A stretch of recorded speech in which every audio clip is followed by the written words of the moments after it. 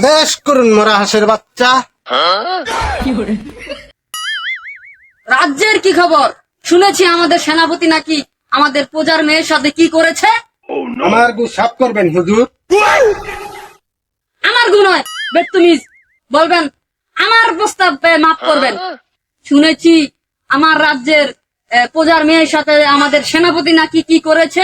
যাও এখনই বন্দি করো আমাদের সেনাপতিকে। ওই তো সেনাপঙ্কা, ধরো।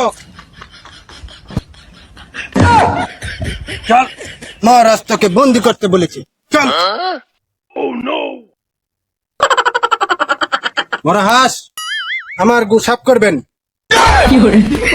খামোশ বেত্তমিজ, আমার গু সাপ নয়। যাও বন্দি করো সেনাপতিকে কারাগারে। মাফ করেন মরা হাঁসের বাচ্চা।